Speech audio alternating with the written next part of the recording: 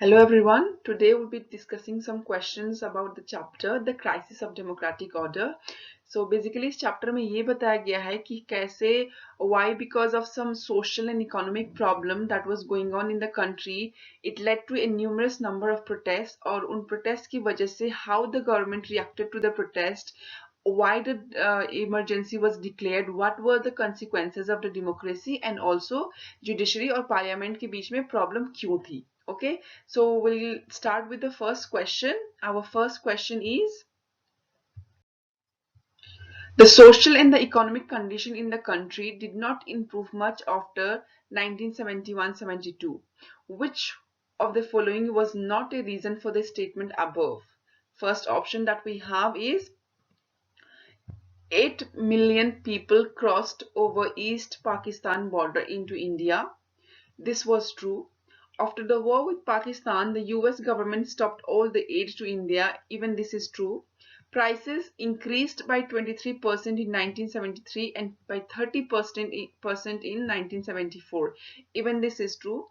In the international market, oil prices decreased manifold during this period. So the oil prices did not decrease. On the contrary, in the international market, the oil prices increased. So our answer is in the international market, oil prices decreased manifold during this period. Okay. Next question. Which of the following was not a cause of dissatisfaction among people during the crisis of 1972 and 1973? Industrial growth was slow, unemployment was low, government froze the salaries of its employee, food grain declined by 8%. So our answer is unemployment was low. So on the contrary, during this period unemployment was really high, and that was one of the reasons why there was dissatisfaction among the people. Okay, next question. Why did the government froze the salaries of the its employees? So the reason is to reduce the expenditure. To reduce the expenditure. Okay, next question. Which groups adopted the arms and insurgent techniques to overthrow the capitalist order and to establish a new political system? So our answer is Marxist group, or Marxist-Leninist, Maoist, or Naxalite. You can name any one of them. So basically these are the same group with different names. Okay. Next question. In which year students started agitation and why? In January 1974, students of Gujarat started an agitation against rise in price of food grains, cooking oil and other essential commodities and against the corruption in high places. So this was the reason why student started agitation, started protests. Next, what was the demand of the opposition parties who had joined the student protest? The opposition party, they demanded to the fresh election to the state legislature. Okay. Next question. What was the consequence of opposition parties joining the student protests? So the consequence was that it led to the imposition of the president rule in the state. Next, name the leader who announced to go on an indefinite fast if fresh election were not held in the state. So it was Morarji Desai who said that he would go on indefinite strike if fresh election was not held in the state of Gujarat. Okay. Next question. In which year was the assembly election in Gujarat held due to the pressure from the student and the opposition group? So basically it was done in June 1975. Next question. In which year did the student of Bihar came together to protest and why? So basically the student of Bihar came together in March 1974 and they came together to protest against the rising price, the food scarcity and unemployment and also corruption. Next question.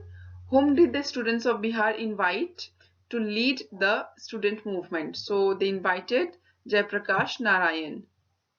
Next question.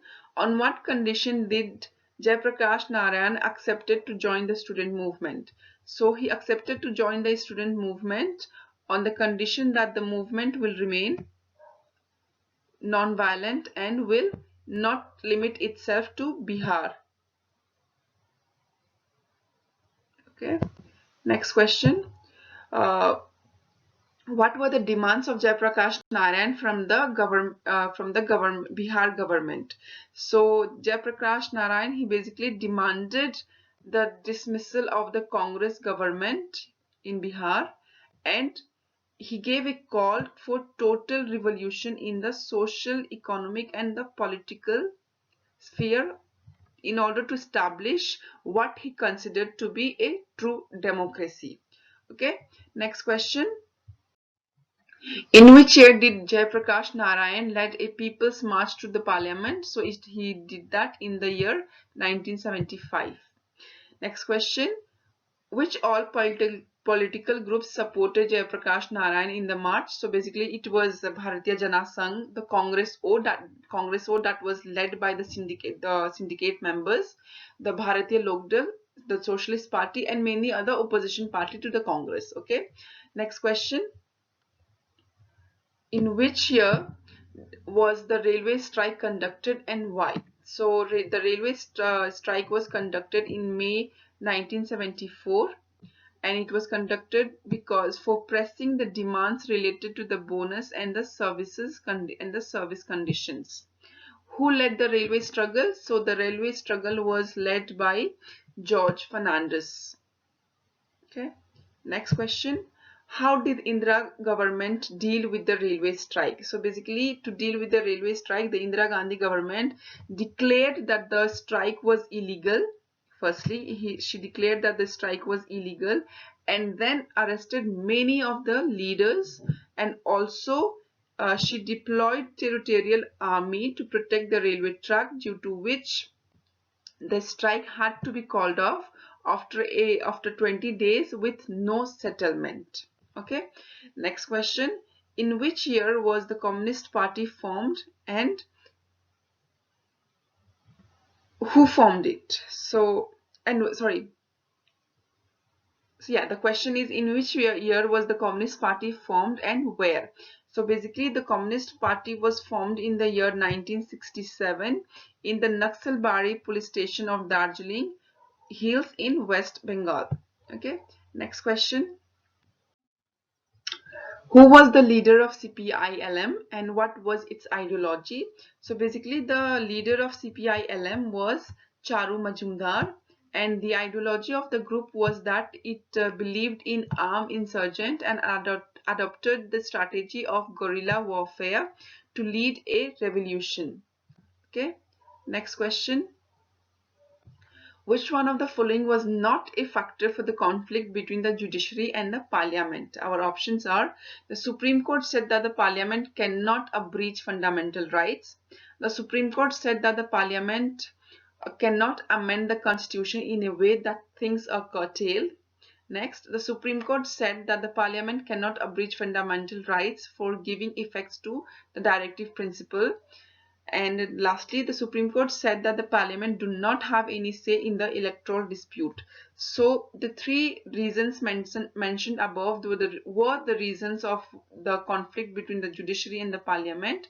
So our answer is that the Supreme Court said that the Parliament do not have any say in the electoral dispute. This was not one of the reasons of the conflict between the judiciary and the Parliament. Okay. Next question. Who was appointed as the Chief Justice of India in 1973? So it was A.N. Ray who was appointed as the Chief Justice by Indira Gandhi. Next, when and who declared Indira Gandhi's election to the Lok Sabha as invalid?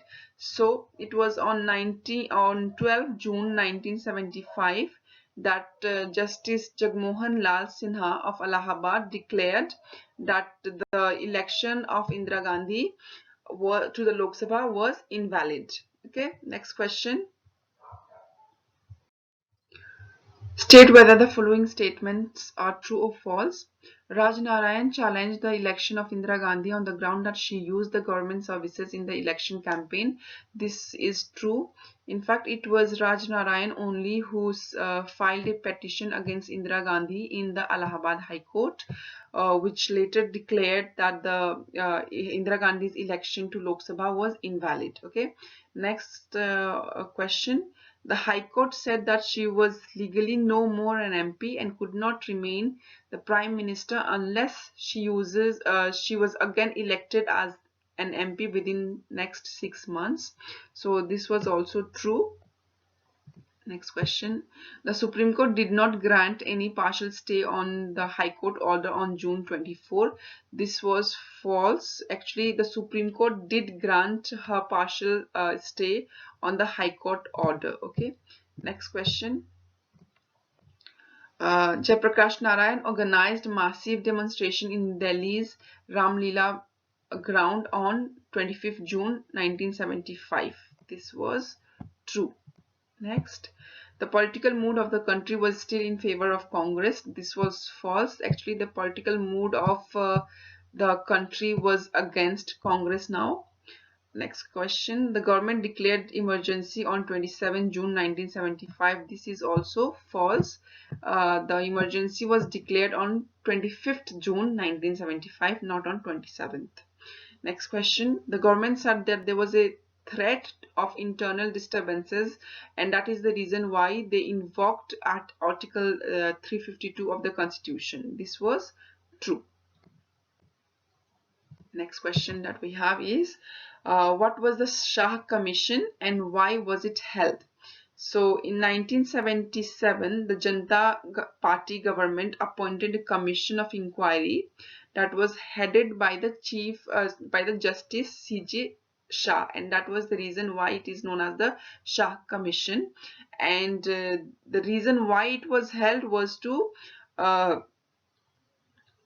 look after any kind of malpractices that was happening, that was committed, and the action that was supposed to be taken in the wake of emergency proclaimed on 25th June 1975. Okay, so this was the reason why the Shah Commission was held. Okay, next question.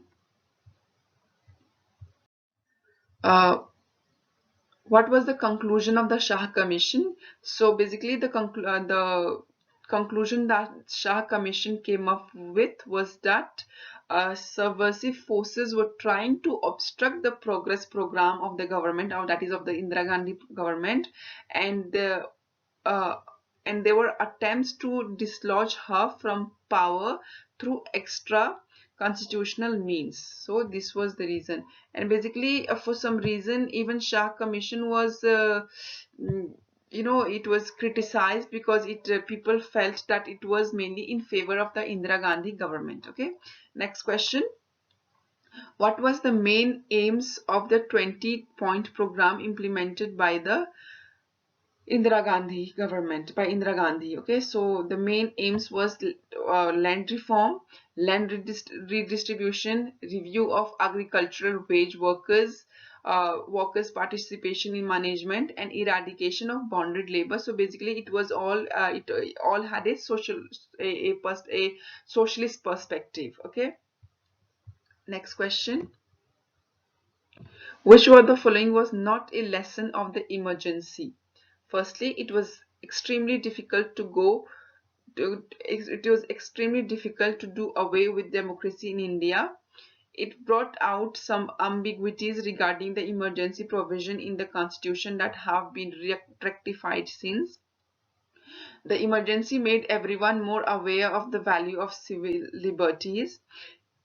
Internal democracy cannot be proclaimed on the grounds of armed rebellion, actually. So our answer is D. It was that in internal emergency, actually it can be proclaimed on the ground of armed rebellion. Okay, next question. What was the result of the 1977 Lok Sabha election?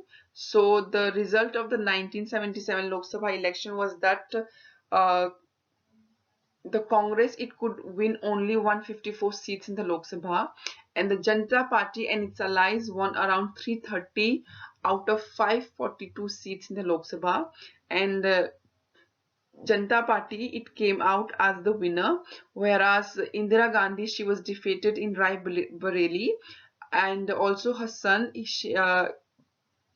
was defeated in Amethi. Okay, our next question is, who became the prime minister in 1977? So Morarji Desai became the prime minister in 1977. Next question, what was the result of the Lok Sabha election that was held in January 1980? So the Lok Sabha election that was held in 1980, it showed the result was that Congress won the election by winning 353 seats and came back in power once again. Okay, so this is it for this chapter, and I'll come next week again with more question on the other chapter, on the next chapter. Till then, please like, share and subscribe to this page, and we'll meet again next week. Okay, take care. Bye bye.